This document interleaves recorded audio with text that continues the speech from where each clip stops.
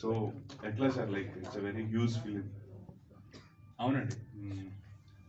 ఇప్పుడు భారతీయుడు 1 అసలు నేను ఆల్మోస్ట్ ఒక 25 టైమ్స్ చూసుంటాను.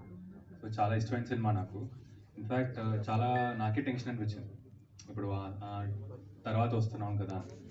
బట్ మా సినిమా ఏంటంటే అది స్లో బర్నర్. మాకు వెంటనే ఇంకా తెలీదు. సో 1 వీక్ అయిన తర్వాత వస్తున్నాం కాబట్టి పెద్దగా ప్రాబ్లం ఉండకపోవచ్చు అది. నాకు స్కోప్ ఉంటే అప్లై చేస్తాం. ఎందుకంటే ఇది మన ప్రొడక్షన్ హౌస్ కాబట్టి సినిమాలో ముందైతే ఒక పెద్ద సాఫ్ట్వేర్ ఇంజనీర్ ఇలా బంజారా హిల్స్ లో ఉన్న ఒక ఇలా వస్తున్నాడు, ఇలాంటి సంబంధం అని చెప్పారు కాబట్టి వరలక్ష్మి ఏమో చాలా ఎక్సైట్ అయ్యి పెళ్లి అయిన తర్వాత వస్తే ఇక్కడ బస్తీలో ఉన్న ఇల్లు చూసుకొని అప్పుడే తెలిసింది, షాక్ అయ్యో ఓకే ఇది ఈ రోడ్లో వెళ్తుంది అని. అప్పుడు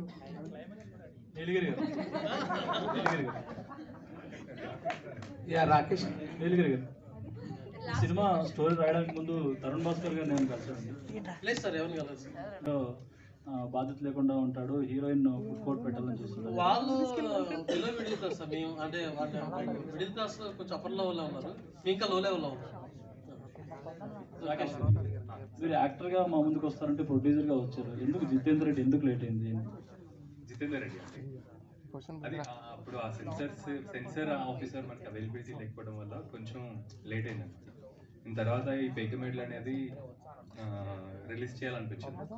సో ఇది చేసిన తర్వాత ఎనర్జీ అంతా ఇక్కడ పెట్టిన తర్వాత ఆగస్ట్లో రిలీజ్ చేద్దాం. మీరు ప్రొడ్యూసర్గా అంటే కొత్త వాళ్ళని పరిచయం చేస్తారా, లైక్ ఆల్రెడీ ఎస్టాబ్లిష్ అయిన యాక్టర్స్తోనే సినిమా? ఎంతూజియాస్టిక్గా ప్యాషనెట్గా ఉన్న ఎవరైనా సినిమాలు చేయాలని ఒక ఎంతూజియాజం ఉంటుంది కదా, ఒక ఫైర్ ఉంటుంది కదా, అలాంటి వాళ్ళు ఎవరన్నా కొత్త వాళ్ళన్నా లేకపోతే ఎస్టాబ్లిష్డ్ వాళ్ళన్నా ఎవరన్నా. Thank you. రాకేష్ గారు